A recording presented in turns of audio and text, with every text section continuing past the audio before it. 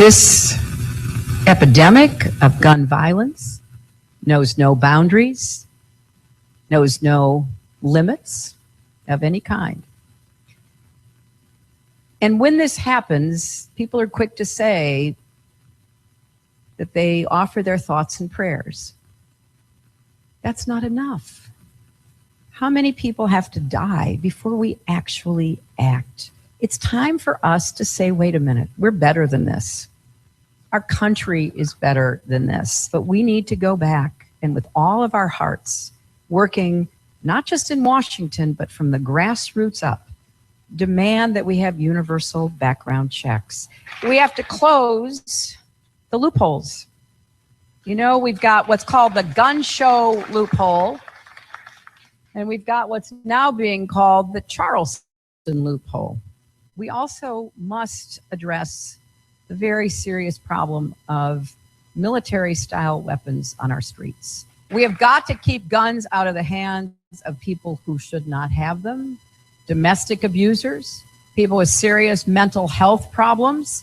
There's got to be a better tracking and record keeping. So many of the parents of these precious children who were murdered have taken the unimaginable grief that they have been bearing and have tried to be the voices that we need to hear. Ideally, what I would love to see is gun owners, responsible gun owners, hunters, form a different organization and take back the Second Amendment from these extremists. What? Extremists? I'm now an extremist. Oh, well, hunters. Hunters are extremists. You know, there are people who want the State Department to classify the NRA as a terrorist organization. Yes, I have heard that. Oh, my God. I'm sure this is going to probably come up a little later. Yeah. Yeah, it is. Good evening. Welcome to the October 7th, 2015 edition of Lock and Load Radio. We're glad to have you all with us. And yes, I'm an evil person for putting that one up. And I'm going to be evil again later. Okay. See, Brooks sucking up good. He's sucking up good. You are all right. Okay. So let me remind you that the views reflected in this program are the views of the speaker, not any organization, group, or other type of entity, individual, or otherwise. We may claim to represent. Right. Unless specifically stated. Because I wouldn't want anybody to walk away from this and say, she's speaking for Santa Claus. Because I don't speak for anybody except me. And occasionally MSRPA, but only when I tell you I'm speaking for MSRPA. Same goes for Mike. I look like a sorority girl. Okay, maybe. Well, you are a redhead wearing a polo shirt with a political theme. I'm not sure. But all they can see is polo shirt with a logo. It's got an elephant on it. Anyway, okay, rock on with your bad selves. Okay, so anyway, that is our disclaimers. We really have to work on a better intro. At some point, I'm going to have to record that. But then again, nobody really wants to hear me talk anyway.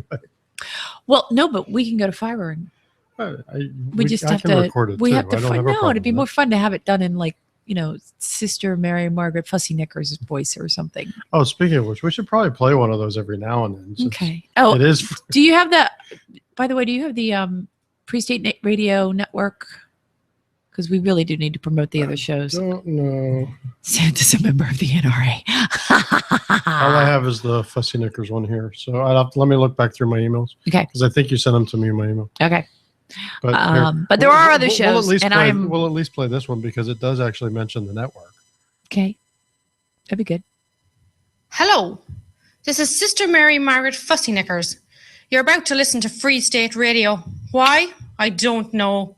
You may hear subversive ideas like liberty, responsibility, and rights. You may even hear a bad word or two from those foul-mouthed hosts they call talent. So you best shut your mouth and open your mind, because Free State Radio is now on the air. Keep waiting for the music to follow. Because for years it did. Okay, so anyway, Let's start How with was your week? Damn. But I don't even remember. What did I do last weekend? I don't remember. It was like, it rained. It rained all weekend, so we really didn't do anything. I actually ran last night for the first time in a little over a week and a half. And I think I probably could have pushed myself a little further, but I'd made up my mind that I was going to do at least 2 miles. And I actually did 2.4 something, so close to 2.5. So I was pretty happy about that. And in theory, I've got a 5K on Saturday, but it depends on if my friends show up. If my friends are not registering, I am not going. I will just take a run, and then I will be at the more than likely, I will be at the FOP dinner, FOP crab feast in Cecil County on this Saturday night with friends and supporting Cecil's finest. I wish our FOP did a crab feast. And if they do, I wish they'd tell me about it. But anyway, so last weekend was cold and rainy, and we went over to friends for dinner on Saturday night. And then Sunday, my dad came over, and actually he's looking a lot better. I forgot to tell you. Okay. So my dad's 81 years old, and occasionally listens to the show, but not as often as his daughter thinks he should. And that's just in case he's listening, so I can give him a little grief. But anyway, he was having a little trouble walking, and the physical therapist came in and has given him exercises, and he actually looks a lot better, and I think he's feeling more confident, which is huge. Because kind of worried, So, and most of you, I don't even think you've met my dad. No. Yeah, because you're not here on Sunday, so. You have other obligations. But anyway, so none of you have met him, but to say the apple doesn't fall far from the tree is probably an understatement. He worked for the Department of Labor. I work for the Division of Labor and Industry. He was heavily involved in Republican politics in his day. I have nothing to do with Republican politics whatsoever. So anyway, apples, trees. Not to be confused with Applehead. I want to welcome Arkham Bolts is with us this evening. Chris, Cypher, Paperwork, and Rain Man are in the chat room, and I am sure there will be others shortly. But I wanted to say good evening since they were here on time, and God bless you for it. What did you do last weekend? Well, I know what you did, but tell them. Oh. I believe it starts with Path and ends with Finders. Yeah. So the scouting group at church. Another lovely meeting as we're preparing for our first camping trip of the year. So lots of attitude from children and parents who didn't bother to read their emails where I said, I need your permission slips and I need your fees. And by the way, if I don't have them by the time I leave here at 2:00, you ain't going. Right. Unless your parents drive you up there. That's We right. own the church owns a campground somewhere. I'll keep it a little bit private, but somewhere west of 270 and 70. We used to own a bus. Right. But they're it's selling a commercial Prevost, and the big, basically the same thing as a Greyhound bus. Okay. Well, those people who know commercial vehicles are built to be used, not to sit. I mean, the same basically goes for your car. If your car sits for a while, then you start having all kinds of crazy crap that goes on with it. Vehicles with air ride suspensions and air braking systems don't do well when the air system is not routinely circulating. And I would think it would be cheaper to rent Well, a couple times a year than to buy. In general, it was, and a long time ago we got an opportunity to buy a commercial bus that was in good shape, relatively. It was used, but was well taken care of, well maintained. The church has kind of let the maintenance slip on it. The maintenance is getting expensive. The maintenance folks are going, guys, if you're not driving it, Right. You're going to pay more in maintenance than you would if you were driving it. Right. If you were driving it, we'd be doing the routine safety checks and everything else a couple times a year. You'd be good to go.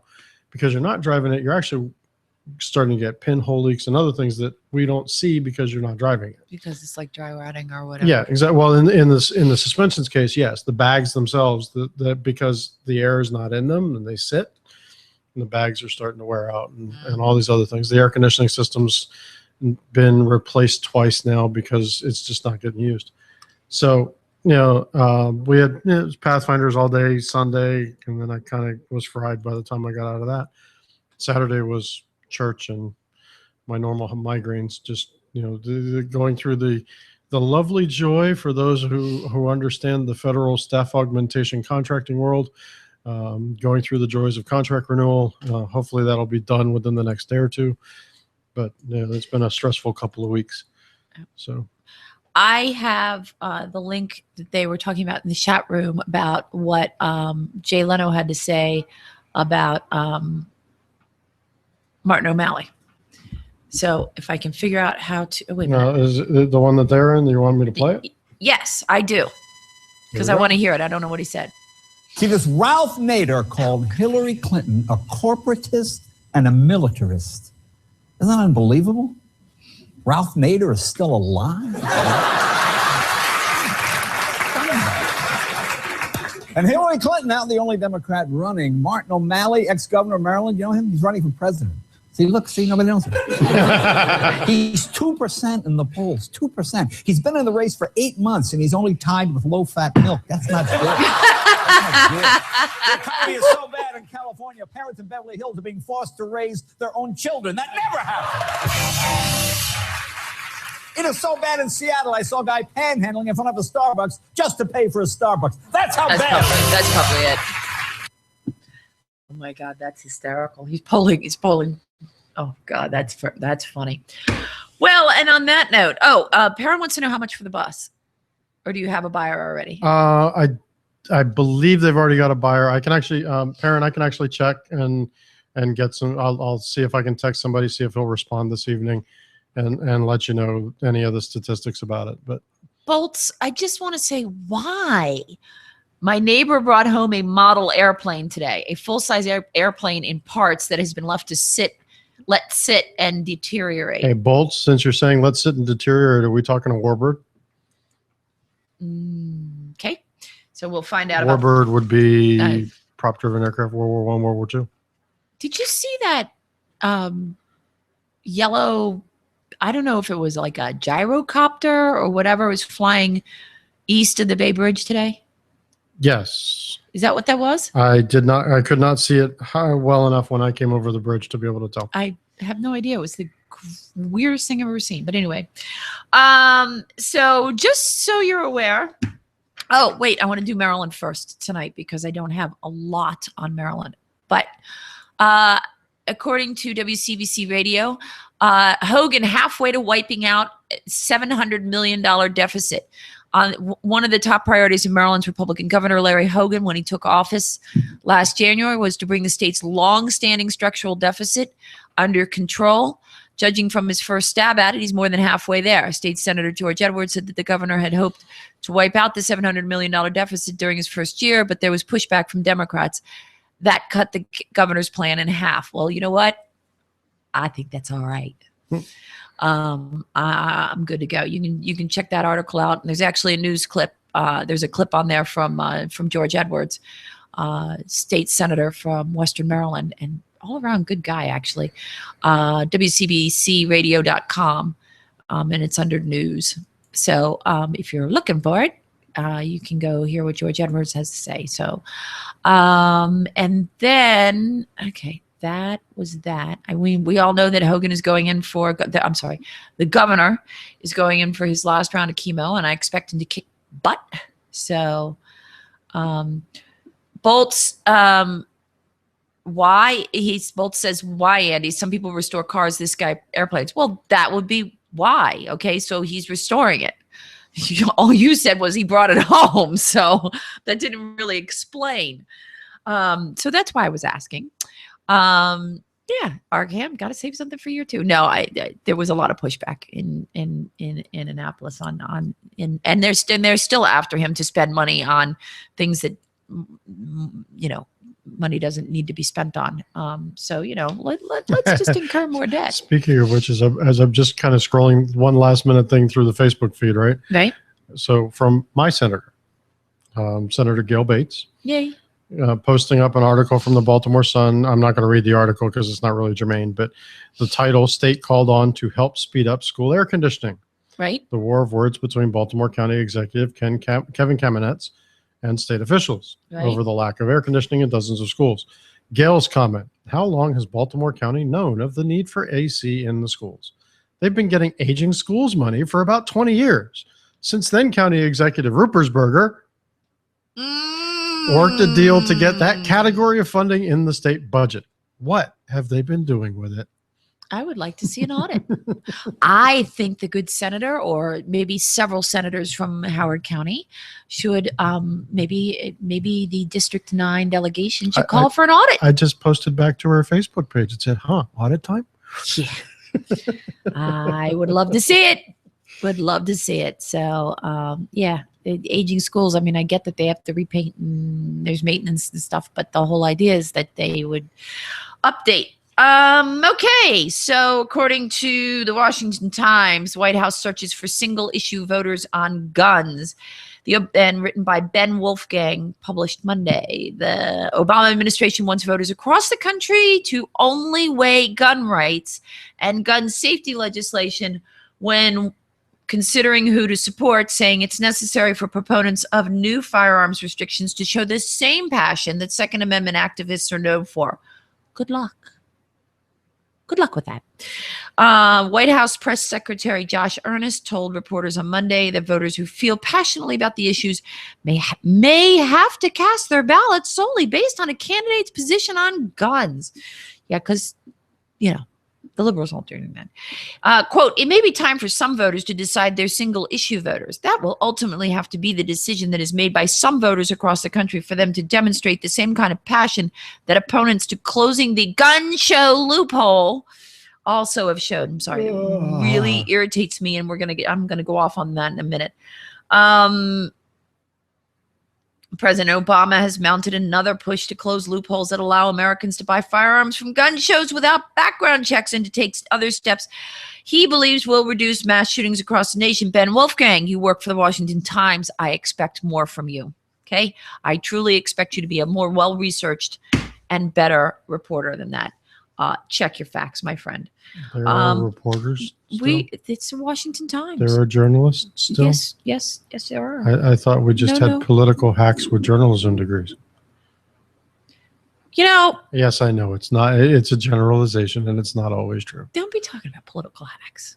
Okay, so let me remind you, Mr. Lobbyist. Policy wonks and political hacks, two different things. Okay, but dude, you are both.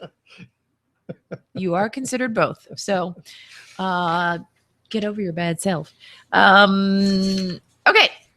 So let's see. The New York Times published an article. Actually, Maggie Haberman over the weekend in the politics section. To curb gun violence, Hillary Clinton has a plan for possible executive action. I don't like this thing. On the heels of the nation's last mass shooting, Hillary Rodham Clinton will issue proposals on Monday. Actually, I should do it with my other hand. To curb gun violence, including holding out the potential of using executive actions. Because where have we seen that before? Oh, so more Obama. So to vote for Hillary is basically a vote for Obama. The proposals will come just days after Mrs. Clinton said she wanted to lead a national movement to counter the NRA after another mass shooting, this time at a college in Oregon, left 9 people dead. Because, we wouldn't want to actually talk about what the real cause of that shooting was, which was mental health issues. The proposal most likely to generate controversy is using executive action to close the so-called gun show loophole. If efforts pass, new measures in Congress do not succeed, according to a campaign aide to Mrs. Clinton, who asked for anonymity to lay out the plans before the candidate does. I don't need to wear these anymore. So the article goes on, but her proposals are in sharp contrast to the Republican presidential hopefuls, and she is making them as her main rival in the primary polls. Senator Bernie Sanders of Vermont has gained ground against her, but has come under scrutiny among Democrats for some gun control policy he has opposed in the past. Central to her proposals are background checks on prospective gun buyers, which are required for retailers at stores, but under federal law, they are not required at gun shows or over the internet with private sellers. Okay, so there's a fact check issue there. I know, we're getting there. I'm doing the article, then I'm going to do the follow-up. I got it. I got this. You sent these to me, so you know I got this. Under Mrs. Clinton's plan, she would use administrative powers to make anyone selling a substantial number of guns declared in the business of firearms dealing, and subject to the same rules as retailers if Congress does not act according to the campaign ad. And remind me, I want to talk about FFLs in relation to that, because I'll forget. Earlier in the evening, another Democratic candidate, I don't need to tell you who it was, urged Clinton and Sanders to embrace the policies he supports, including a reinstatement of the lapsed federal assault weapons ban. That does not appear to be among those she will suggest. You can guess who said that. And we'll talk about our former governor's idiocy later on. Here's what the other side. That actually could have come from any of two idiots from Maryland, because it could have also come out of Chris Van Hollen's mouth. Yeah, but he's not running for president. Yeah, true. Here's what the other side counts on. Mrs. Clinton said they count on really having an intense, dedicated group that scare politicians and say, we will vote against you. Well, yeah, we will vote against you. Yes, this is the point. I'm sorry, I don't understand what her threat is. That's the whole process. So the Washington Beacon, the Washington Free Beacon, follows this up. Actually, I believe the same day. Yep, the same day. At 1:57 in the afternoon, New York Times misstates federal gun law, Hillary gun record. A central issue in Mrs. Clinton's proposals are the background checks on prospective gun buyers, which are required for retailers at stores. But under federal law, they are not required at gun shows or over the internet with private sellers. He's quoting from Maggie Haberman in the New York Times piece. However, gun shows and online sales enjoy no special carve-outs or loopholes, as most of you know. Under federal law, all sales through commercial gun dealers, known as federal firearms licensees, must be processed through the NICS system. A small number of states do require sales between private parties to submit to background checks, but I don't believe that's the case here. You have to have an HQL. Handguns. But formerly regulated firearms, which now the only real category is handguns, require a face-to-face transaction with a background check interspersed in the middle of it. But yes, long guns do not, and long guns between residents of not the same state. So well, that's different. But if I wanted to sell you, but that still goes to that. For an internet sale, for example, most internet sales are going to be interstate transactions. So they have to go through an FFL. They have to go through an FFL in order to comply with federal law. That's why you go through gun broker. There is, if it's an interstate sale, there is a background check performed because you must go through the FFL. Right. Thank you, Perrin. So anyway, they go on. She's embraced her husband's assault weapons ban. She's picked on Bush for it, blah, blah, blah. But anyway. And our dear senator from Nevada, who has announced he is not running for re-election, has also jumped on the crazy train. So, oh, well, go ahead. So let's see. From Politico, 10/5/2015, Sung Min Kim and Burgess Everett. Reid starts new gun control push, calls Republicans puppets of the NRA. So he's going to try to push. Long story short, they don't have the wherewithal to really push things through without significant partnership from Republicans who are right, and not so they're going to mad. anger their So, base. and that's why Hillary wants to do executive action, because she can't get it through. She can't get it. She knows she can't get it through Congress. So we're going to do executive fiat. Quote from the article: If we don't take action, we are equally responsible for innocent deaths as the sick individuals who plot and carry out these horrific measures, Reid said Monday on the Senate floor. You just said it. One thing They're is sick. clear. To pass background checks, we need Republicans to stop acting as puppets of the NRA. Okay, so I was having Name a calling. discussion with a certain young lady in this household a little while ago, actually, right before the show. Not a redhead. But right before the show, and we were talking about some of the topics. She was wondering what Mommy was doing at the desk, and Mommy was reading the articles I had sent her, and had reacted to one of the articles about the recent unfortunate events in Oregon. And we actually ended up having probably about a 30 minute discussion about politics and largely focused on one major question that I told her that I would like her to consider as she grows up. Can we legislate morality? And we can't. Sick individuals, twisted, sick, perverted individuals that want to do these acts will do these acts. They will do these acts regardless of what the instrument is. The firearm in this particular case is the tool that allowed it. It's not the tool. It's not the actual action. If he didn't have a firearm, he would have had something else. Yep. So gotta this crap. Gotta say, a little bit happy with my parenting though.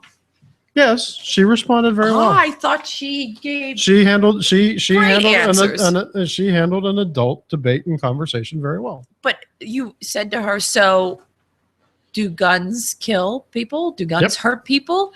And she looked right at him and said, no. The person that pulls the trigger does. She did a beautiful job. I was very proud. This is my girl. She gets it. So 13 years old and she gets it. Now, if I could just explain this to some 40-year-old people. Anyway. 40, 50, 60. Right. Yeah. Right. In a couple of 30s. So, but yeah, my 13, we ought to bring her in and have her testify. If she's going to talk like that, speak like that, we ought to have her testify. What do we got? If the NRA is really that powerful, how come I don't have a CCW? Exactly. But from Perrin with a personal touch. Hey, since you're talking about the kid, what happened to the young man that was sniffing around last year? We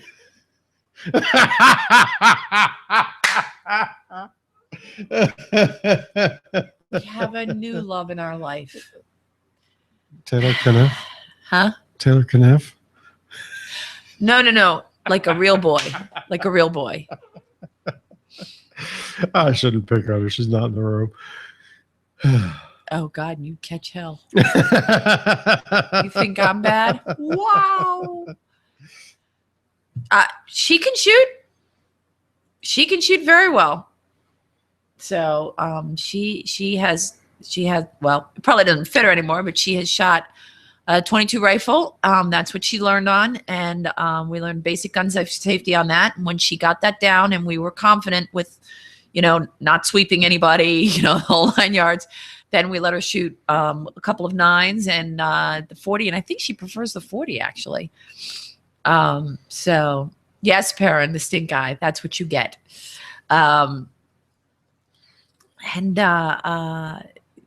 No, nobody's buried in the backyard. My God, guys. Jeez. You started this. Okay, you started this. I did mention in the chat room that I'm evil. Jim, you need to turn off your feed for a minute. You're an evil bastard. Well, you didn't give him any time to turn it off. He'll forgive me. I have to go buy wine anyway. So according to the Washington Post politics, John Wagner, oh, God bless John Wagner. Martin O'Malley, citing his record in Maryland, asserts himself on gun control. That's quite a quote from the movie Shrek. I'm a real boy. Pinocchio in Shrek. Oh. Okay. Yeah. Well, this is why she's not allowed to go to the football games without parental supervision. Did we talk about this already? On the air? No, I don't believe so. Yeah. So she was mad at mom last weekend because mom wouldn't let her go to the football game. I think it was last weekend. Mom wouldn't let her go to the football game without an adult. Well, Mara's parents are going to pick me up and drop me off. Uh-huh. And are they going to stay at the game with you? Well, no.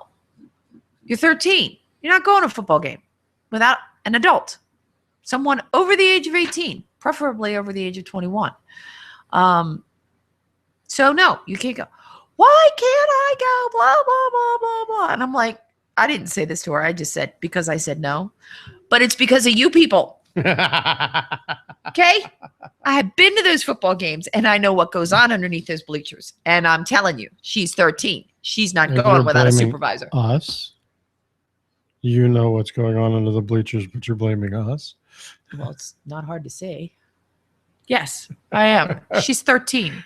When And how would you know what's going on under the bleachers? Because you can see. Anyway, so it's y'all's fault that she can't go to the football game. It's not my fault for saying no. So put that in your pipe and smoke it. Anyway. Okay. Because teenage boys are have laser-like focus. I wouldn't know. We have had several discussions in this house about the lengths that teenage boys will go to.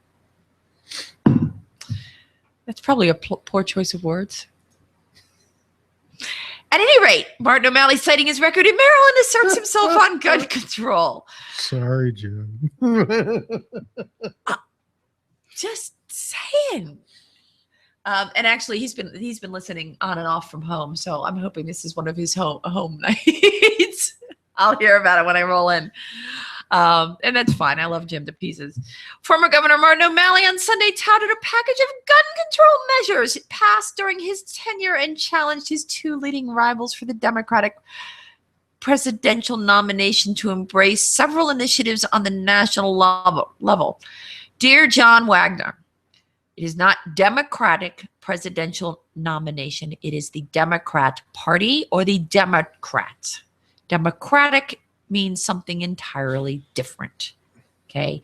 I realize I am a grammar Nazi, but you are a reporter. You are supposed to be able to write. So anyway, sorry. Boy, that's two reporters I picked on tonight. And I don't usually pick on the reporters because they're just writing. They're making a living. Quote, we banded together. We drove consensus, O'Malley told a gathering of the Stratford County Democrats. This was in New Hampshire. Stratford County Democrats as he recalled legislation that passed in Maryland in 2013. We need to apply the same persistence today as a nation. The Maryland legislation prompted by the 2012 school shootings in Newtown included new fingerprinting and training requirements for handgun purchasers, as well as a ban on 45 types of assault rifles and magazines that hold more than 10 rounds. O'Malley faced a far different legislative environment than Congress currently poses. Both chambers of the Maryland General Assembly are dominated by Democrats. But O'Malley said lawmakers in his state faced and overcame great pressure from the National Rifle Association and held more diverse views on gun control than their party labels suggested. We had huge crowds descend on Annapolis, practically closed down the hallways, he said to a gathering of more than 100 Democrat activists here. There were many people that said the mountain was too high. We had people in our own party who had some cultural affinities with North Carolina that were closer than their affinities with North Baltimore, but we did it. We never gave up. Well, right. You did it because the swing votes, you had to threaten them. Okay. And yeah, we know, I know all about the backroom conversations that took place. Amendment. Huh? I have an amendment. Yeah. It passes. Oh, wait, revote. No, Yeah. it doesn't. Yeah. Because, they ran around the room and the chairman called it back when somebody whispered in his ear and told him it wasn't good for them and they didn't want it. And then they ran around the room and whipped up the votes. And if you look at the video, or at least the rough cuts, There was only one vote. They pulled the guy. They pulled the one guy back in the back room and said, whatever. Yeah. So I can't remember the name of the delegate that did that, but he wasn't on judiciary. It was not a flip No, vote. on but the he was judiciary. one of the. I know who it was. I just can't think of his name. Yeah. A requirement for anyway, they talk about the FSA and a commitment from the federal government. This is what else he wants: to purchase firearms only from companies that use the latest and best safety technology, which includes what? I mean, are we talking about like New Jersey with the smart guns here? Please. He drove Beretta out of here. Okay. So if you have liberal friends, remember that comment, because we're going to talk about that in just a minute. Okay. So just stand by. This is my safety. I'm going to leave that go. Clinton and Sanders were represented by surrogates at this event. Yes, Congressman Bolts, thank you. Huh? Delegate Tarrant. Tarrant. Yes, Sean Tarrant. Who actually is married to a lobbyist. Isn't that interesting? She's a nice girl. I don't agree with her on a lot of the issues, but she's a very sweet girl. Congressman Catherine M. Clark represented Clinton, and Sanders was represented by Jerry Greenfeld, a co-founder of Ben & Jerry's. So Ben & Jerry's is representing the socialist. Keep that in mind I'm when you shocked. go to the refrigerated section. Okay. So yeah. And Clinton, you'll be happy to know, is willing to take on the NRA. Yeah. Okay. Moving on. So you remember when I said that they drove Beretta out? Brings me to my next point. I'm on a roll. Billions in income leaving DC region for low tax states. Billions of dollars worth of taxes once destined for government coffers in Virginia, Maryland, and the District of Columbia has instead bankrolled states elsewhere as new statistics highlight migration patterns out of this area. In addition to keeping track of how much is owed to Uncle Sam, the Internal Revenue Service also looks at Form 1040 filings from previous years in order to gain an understanding of the state-to-state movements from taxpayer Americans. First of all, that's just a little creepy. I don't understand why they would need to, but I mean, it's not why we have a census. But anyway, it's sort of creepy. But okay, so what we've got is positive proof that people are fleeing from this state and Virginia and DC. And I would submit to you that O'Malley and his brilliant schemes, a large part of that. And Bolts, can I get an amen? And for those of you who aren't familiar with Bolts bolted. He's now an Alabama boy. And for among other reasons, I'm sure, but for I think in large part because of this nonsense. Virginia and Maryland, meanwhile, each placed among the 10 states that experienced the greatest loss of its residents' adjusted gross income during the time span, which was 2013 and 2014. Gee, who was governor then? Let me think. Yeah. So, according to the candidates' analysis of the data, the 6th congressional district, currently represented by Congressman John Delaney, lost nearly $600 million in taxable income between 2013 and 2014, or roughly half of the state's total loss. Mr. Delaney's office did not return multiple requests for comment by Tuesday afternoon. This is the Washington Times, and the reporter is Andrew Blake. Quote, "This is the people voting with their feet, Americans for Tax Reform," Grover Norquist told the Washington Times on Tuesday, adding the polls have indicated historically that Americans are more willing to accept fewer government services at the cost of lower taxes than the polar opposite. If people were moving to Vermont and into New York and into California and into Illinois, you'd wonder about whether this poll was real. What people do is always more important than what people say. And Mr. Norquist says the tax data proves citizens are indeed betting their future on lower taxes and less spending. So when the South ends up the most populous region, let us hope that the South remembers why they got that way. I stole this. I should have put this in your pile by rights, but I stole it because I liked it so much. Since you sent it to me and I was making choices, I made one. And it's my last article, so then you're up. So you've been warned. Let's see. Except that when we close, yeah, they should be, because even when we close, well, no, wait a minute. Can he get it? As long as his connection remains live. Okay. Question for the audience was, if I stayed in the chat room, will the comments still be here when I get back in the morning? And we think so. I mean, I can see last week's comments. So yes, but I don't. It depends on if he's using a client or if he's using the web client. And if it's the web client, as long as the web client doesn't time out and close on him. Cool. Okay. I would give this source up if I had it. This is from the Military Times. Okay. Matthew L. Scheel, I believe is how that's written. World War II vet spends $33,000 on bulletproof glass to protect recruiters post Chattanooga. One of the world's oldest Marines is still faithfully. Speaking of which, where's Gyro? Tell him. Probably stressed out from working 7 days a week. Yes. Well, we are we de-stress him.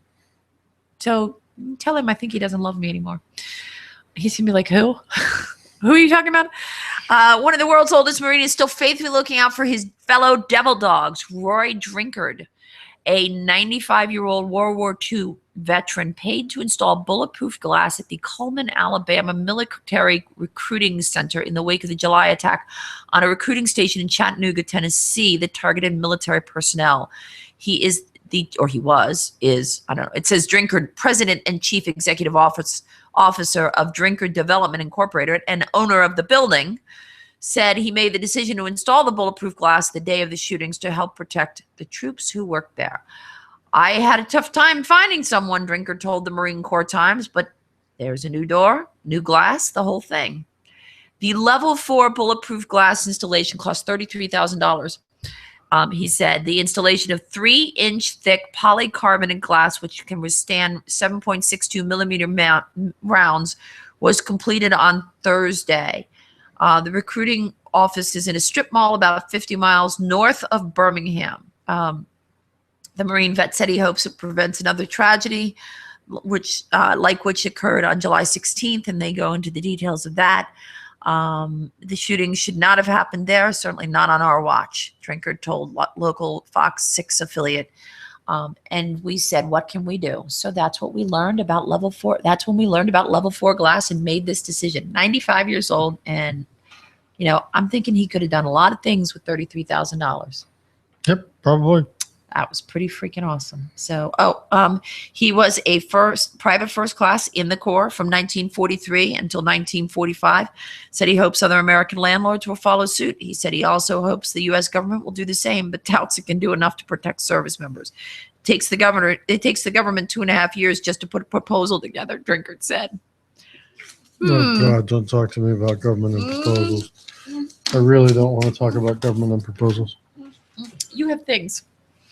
Let me while you have, O'Malley policies were a large part of it. Liberty. This is from Bolts, our non-resident migrantee. O'Malley policies were a large part of it. Liberty theft, taxes, regulation, high cost of living. The ghetto. Well, we'll leave that one out ad nauseum. So Rainman says, I want to be a quitter too. And if you're leaving until tomorrow, Apple, we're so gonna mess with you. Apple's thanks. I guess I'll say adios, folks. Mike, stop. You're making my head explode. Remember, I'm a computer dummy. Wait, you call yourself Applehead and then you're a computer dummy? Mike has things or issues. I will let him answer. It's before 9 o'clock. Any answer I get is going to get me into trouble. So I'm just trying to find something I saw on my feed from somewhere else. Okay. Okay. So Son of Okay. Hang on. Keep going. No, I got nothing, babe. I got well, you nothing. can I ran talk. out We can article. talk about that one too if you want. That's all right. I haven't read it. It was in your pile. Here we go. Okay. So, just one of my friends posted up, and he's a member of the 2A community. He's testified multiple times. He's one of the guys I know from the fire service. Posted up Maryland Republican Party's photo. Support among Maryland Democrats. On the left side of the page, Martin O'Malley, 2%. On the right side of the page, Hogan, 54%. Yeah, pretty much. I just thought it was much. funny, so I had to find it again. Yeah, he's in, and Larry Hogan is polling extremely well, and we will see. I will be very interested to see what happens with the with the HPRB and where we're going. I know there are those on our beloved Maryland shooters who will say, I want it and I want it now. And you know what? I'm willing to be patient and take a little bit of pie at a time. And then I'll go back for a little more pie. And then I'll go back for a little more pie. I am willing to be patient because it is more important to me to have somebody that will give me a little bit of pie at a time than to have somebody who's going to ban the pie. So Rain Man had a question calling back. Apparently we missed earlier. Said something earlier. Do you all think O'Malley is going to get wiped off the floor when he plays his gun law card in the debates? I don't know how much. I personally don't know how much. If he's got competent handlers, he probably won't play the gun law card. But He even already if is. he is in The press. the press, but a debate's a different story. So does he really open up that can of worms? Being when's the first debate? Is it next week or the week after? So I can't remember. It's the Democrats. I don't pay attention. Right? Right? Just saying, right?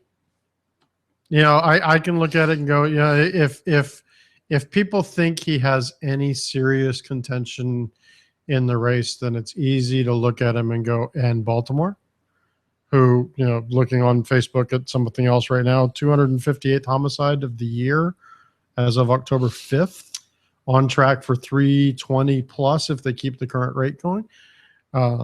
So and quite a few of those being shooting related homicides. The best thing that could ever happen to the Republican Party would be if O'Malley surged ahead. Well, She yes, knows, but because he'd be too easy to beat. He'd be way too easy to beat. thank you, Nationally, Raymond. Debates are this coming Tuesday. Huh? Debates are next Tuesday. Okay. Well, good. We'll have to. So I mean, we'll have to get the Xbox working. And so I don't know. oh, by the way, for those of you that are Xbox One, we gotta grab me on Facebook and we'll get hooked up, because when we do these things, we generally are running our mouths during the debates, but we use the Xbox to do it. So if you want to participate, we'll be glad to have you. And if not, then but you got to have Xbox One. You can't have the 360. It won't work. Perrin, if they really want to make this a one-issue election, then they should spend the entire debate discussing how to get rid of the 2A. That's true. If they're serious. I told Andy earlier today, or no, I don't think. Did I tell you about Facebook? No, I think it was telling Shannon that I am this close from just posting up on my Facebook page that I swore an oath 25 years ago. I still believe that oath applies today. And if you have a problem with the fact that I will equally stand here and defend all of the rights, both enumerated and unenumerated, within the Bill of Rights, you can unfriend me now. I'm getting so tired of watching friends and knowing that it is completely useless for me to respond because I don't, because they don't, they don't understand, and they won't. It's not that they don't understand. I think in a couple of cases, since I've had real-time conversations with a couple of them, they do understand. They don't want to. What did you call that? I didn't call it this. I'll give credit where credit's due. It's Mike Church on Patriot Radio. It's the invincibly ignorant. Yes. So, going to the couple of things that I've got in my pile from here. So, we know that that Boehner, whatever the hell you want to call him, the good Congressman Boehner has decided to step down at the end of this month, both as a congressman and as the Speaker of the House. So we have some folks coming up in the ranks trying to figure that out. There are 3 contenders right now vying for the seat, and one of whom is also in the news for other reasons because he is the chairman of a committee that one of the select committees. Who? Jason Chaffetz. So Jason Chaffetz is a Republican congressman from Utah. Isn't he the one? Okay, go ahead. Because I didn't read that article. I just kind of went, this looks like you. Yeah, so he's heading up. He's the chairman of the House Committee on Oversight and Government Reform. So basically, he's the congressional oversight to the inspectors general of the agencies. Okay. So inspectors general of Right. the agencies are independent personnel. Right. To watchdogs, and the Audits. Congress is a watchdog. Stuff, yeah. Well, apparently the Secret Service has a problem with them. So the Secret Service, apparently, somewhere in the neighborhood of 20-some personnel at the Secret Service. Oh, I'm sorry, 45. So an article from the Washington Times, Tell October me. 6th, David Cherfinsky, James Clancy, memory lapse led to false information on Jason Chaffetz leak. So apparently our new director of the Secret Service Thank you. misspoke. I'll use that word because instead of something stronger, in front of Congress in testimony about the memory leak. So the memory about the CIA information director. leak. No, new director of the Secret Service. Secret Service. I'm sorry. So an agency plagued by scandals over the past couple of years. Okay. Hookers and blow, Right. a bunch of other stuff. Mr. Roth, who is, I can't see this here. Mr. Roth, I believe, is the IG. Yes. Homeland Security IG, John Roth, stated last week reported that 45 agency employees accessed Mr. Chaffetz's personal information on 60 different occasions, including the fact that he had applied to the Secret Service to be an agent. Only 4 of those 45 employees had an arguably legitimate need to access the information. And then some of those 45 leaked negative information from the application files From the Secret Service? from his application to be an employee of the Secret Service. They access his OPM data. Secret Service leaked Yes. negative. Wow. I would never have thought that was possible. No, I mean, because the Secret Service is supposed to be so nonpartisan. I mean, it is. It's their whole gig is that they don't give a shit. They know what their mission is, and Sorry, Jim, a couple minutes early. wow, But yeah, so they need to be fired. What's going to happen to those guys? Does it say? No, it doesn't say. Well, I mean, they shouldn't have been in that file. There's 45 people. I'll bet you knew. And the reality is also, I mean, I can look at this and go, the last director of the Secret Service was replaced because of Ineptitude. the hookers and blow incident. And now we have the next director of the Secret Service coming in and misspeaking to Congress. What's going on? Yes, he's blaming a memory I'm lapse. blaming a memory lapse for not having correct information. Knew something was going on. The IG had information flow. The director misspeaks when, it's like, and you've got, and to look at. Yes, Rain Man, I know. It's not 9 o'clock yet. That's what, yes, I'm aware. Thank you. So, I mean, we look at, you have Hillary standing in front of the press and speaking groups going, it's just absolutely ridiculous that an oversight committee is even oversighting her. You have, this administration has so much. I mean, every administration has problems. Right. No administration is perfect. completely above board Right. at all. But I have, for the most transparent administration in history, we have the least amount of transparency and the most amount of cover up that I've ever seen. Can't But then believe again, the Secret Service leaked information about him. I should say Negative. allegedly, because I don't know that we have specific proof of it, but but never. And there's been no convictions of anything like that. But yes. Wow. And you have various people within the administration and former officials of the administration saying they don't even believe Congress has the. I can't remember if this is correct or not. My recollection is that Hillary actually mentioned that there is no authority for the oversight that Jason Chaffetz and not Chaffetz, sorry, Trey Gowdy is doing with the Benghazi affair. Wait. The information leaked was about Jason Chaffetz. Okay. Whose committee is doing an investigation into the Secret Service. Okay, right. And Hillary is complaining that Trey Gowdy doesn't have the authority to oversight her activities as the Secretary of State. The hell he doesn't. Like, there's a system Right. called checks and balances. Well, it's not like he invented this. Well, like I said, we have a system of checks and balances. The check and balance on the executive is performed by the judiciary and the Congress. Now, isn't it interesting? So when Clinton and Monica, the whole 9 yards, I had a family member who was in the Secret Service. I won't say who, what, when, where, why, but he was merely in the building when this was going on, but was not aware of what was going on. Okay. As soon as the investigation was over, he and a bunch of others were magically reassigned, or some of them left, as I understand it, just flat out left, whether it was they were urged to, or they took early retirement, or whatever. So we have those kind of scandals going on under Clinton, and we have then we have Bush. Everything's fine. I don't remember any scandals involving the Secret Service under Bush. Now, correct me if I'm wrong.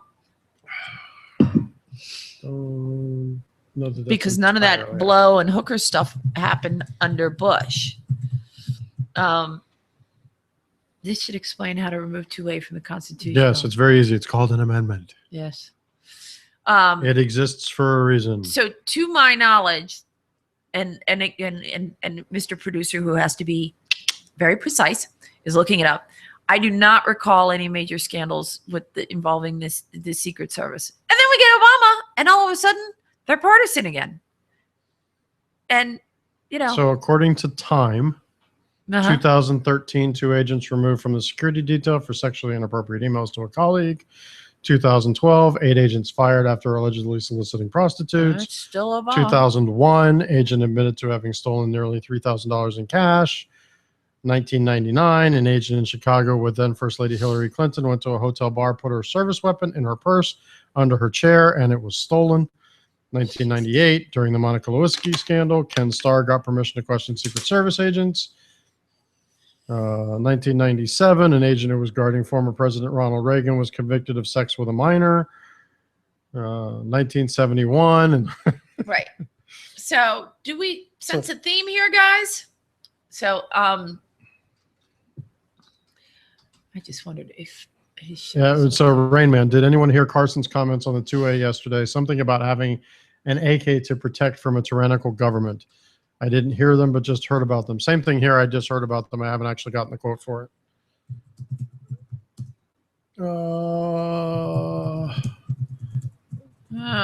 I heard about it a couple times today, though. So you gave me another one, Larry. So timeline, Washington Times and Jolly Shastri, Monday, October 5th. Larry Hogan, Maryland governor, growing more popular, polls show.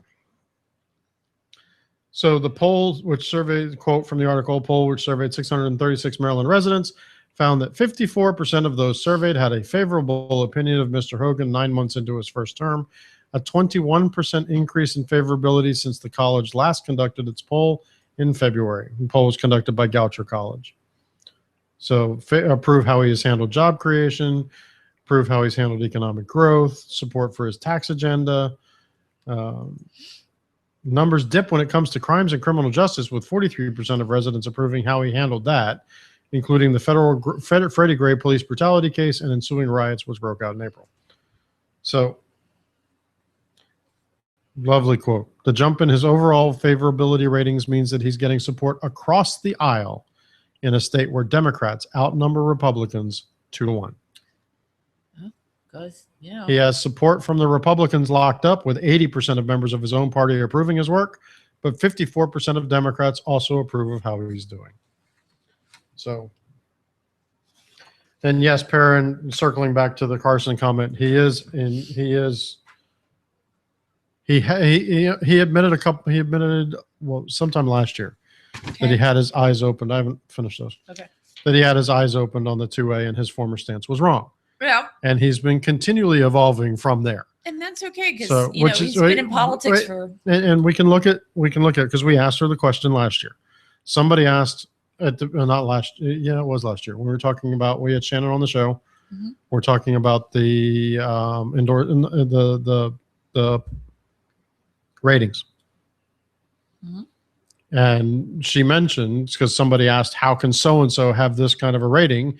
And she mentioned, well, if they are willing to admit that they changed their positions and they show evidence that they actually have. Yeah, you have to show evidence. They show evidence that they actually have. You can't vote we for will FSA grade and them go, based I on. wish I could change my vote.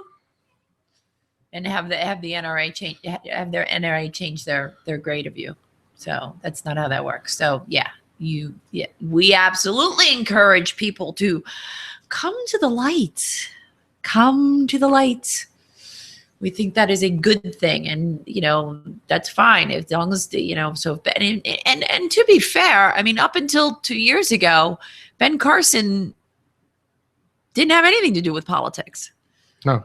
And so and now look at him go. So Perrin says he should have called out the National Guard sooner in Baltimore. What? So circling back to the Hogan reference. Hogan's stance on crime, the Freddie Gray riots.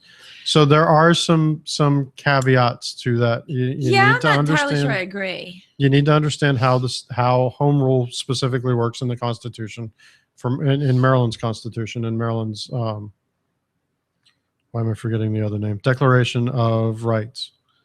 The city of Baltimore is called out specifically as a certain type of city, and yes, the governor still has a responsibility for the entire state. However, what we need to be cognizant of is there is the rule of law, and he also needs to be cognizant of the fact that while he has certain things that he can do and should do, while the incidents remained isolated to the city of Baltimore, I can look at it from this is my opinion. I'm not a lawyer, but this is me reading the way that the Constitution for Maryland is set up. While the riots affected Baltimore, the city of Baltimore, it is the city of Baltimore's problem to handle, and it is the city of Baltimore's responsibility to ask for help. She didn't ask. He made inroads. There have been leaks about how he did stuff and how he tried to get in touch with her and how he tried everything but carrier pigeon to get in touch with her because she wasn't answering his calls. She didn't want to. So she wanted to handle it herself, and she didn't want to. And she didn't want to have to say later on, "I told the governor no." And so, I mean, strategically smart. Both of them handled it. I think Stephanie Rawlings' break was absolutely wrong, but strategically, it's what I would have advised if I were her handler. Absolutely. You do not, if this goes down badly, and hello, but if this goes down badly, you do not want to be found out for, that the governor called you and you told the governor, no, we can handle this, and then not be able to. If you don't have the discussion, then it's subject to interpretation. So, got to tell you, yeah, absolutely. So one more from me. Okay. So never really heard of this group before I pulled it up, but I've actually found it in a couple of other places too. What group? So it's an online group that's feeding from other news sources. Yeah. So the most definitive source I can see in here was the Daily Mail. a United Kingdom news publication. But fairly reliable. I mean, they have typically, legit. yes. It's They're one of the people I will look at for things Right. that when I start seeing stuff that I think is questionable.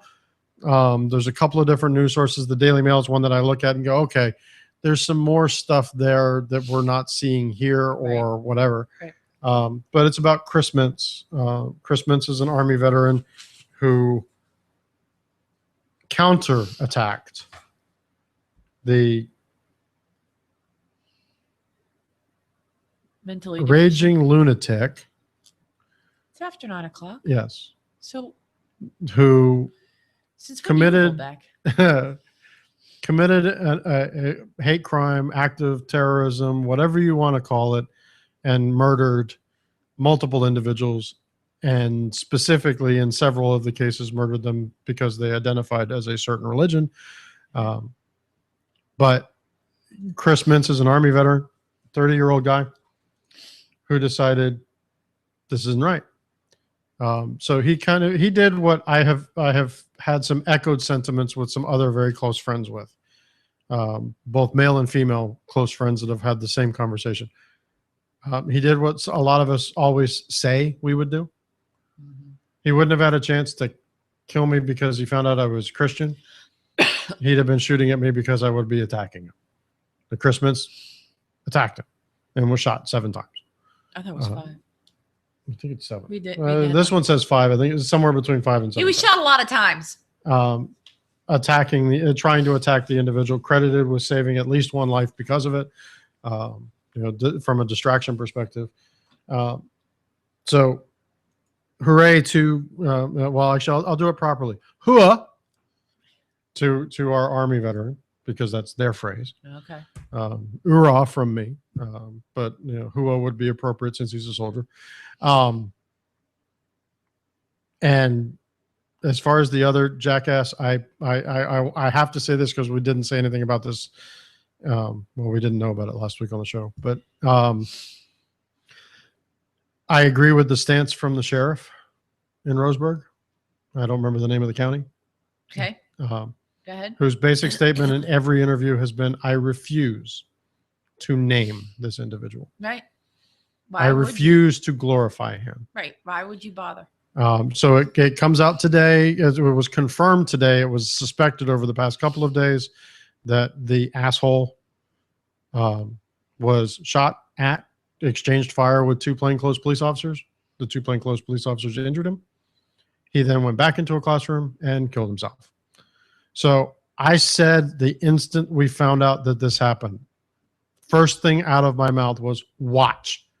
A week from now, we will be talking about a mental health issue. What comes out? Mother says, there's now stories about the fact that he had various mental health conditions. He had been on medications. There's some conjecture about whether those medications were SSRIs. I'm not going to go down the road of whether the psychotropic meds are the cause of this, because the psychotropic meds are not the cause. The psychotropic meds are just like a bunch of other things. They are factors to be considered, but they're not the root cause. As I told her lovely daughter, the root cause is you can't legislate morality. This guy was nuts. And there's postings out there that he wanted to glory. He looked at the glory that other mass shootings, including the most recent, not mass shootings, but just shootings in general, Right. including the murder of the 2 reporters in Virginia. He got a lot of press. Well, so did this guy. Right. So we won't glorify him with his name. I'll instead raise Chris Mintz up. Yep. Absolutely. Absolutely. You have anything else? Let's see if we catch up in here. If Stephanie Rawlings Blake really cared about Baltimore City, she'd resign effective immediately. She has said she won't run again. Good enough. That's a positive step. God only knows what she's getting ready to run for. Right. Let's see. I say we call every one of these whack jobs and terrorists John Thomas. Okay. Well, what a John Thomas is to a Brit? I don't think we can say that on the air. His package. Yeah. Okay. So that's an insult to his to guys' packages. He's a whack job. We just call him whack jobs. Okay. Apparently, Bolts Rock does know British slang. Yes. The only thing that ever goes through my head whenever somebody says John Thomas is a certain pair of scenes from The Meaning of Life. Yeah, I was going to say Monty Python. And the first thing that starts going through my head is all the kids singing "Every Sperm is great." Oh my god. Oh my god. Okay. What else you got? I have nothing else. I said I was going to be evil though, and we're going out with yet another one. No? And the only reason for the intro, folks, the reason for the intro and the outro today. Why? Keep in mind what we're fighting against. Yeah. Keep in mind, as I discussed with the young lady of this house, why I consider voting to be a right and, more importantly, a responsibility. Mm-hmm. We want to make sure our opinions are known and expressed and protected. Okay, and on that note, May take a minute to load since I haven't looked at this page now in a while. oops. All right, okay. I'm not reading that on the air. Why not? It's after 9 o'clock. Oh, gosh, you don't know who else is going to be watching this show. Let's not go too far off. Congress's most basic job. This will not change until the politics Good night, folks. changes and the behavior Think about of this elected going into officials the next election changes. cycle. And so the main thing I'm going to do is I'm going to talk about this on a regular basis. True. And I will politicize it because our inaction is a political decision that we are making. And the people who are troubled by this have to be as intense and as organized and as adamant about this issue as folks on the other side who are absolutists and think that any gun safety measures are somehow an assault on freedom or communistic. And you just have to, for a while, be a single issue voter because that's what is happening on the other side.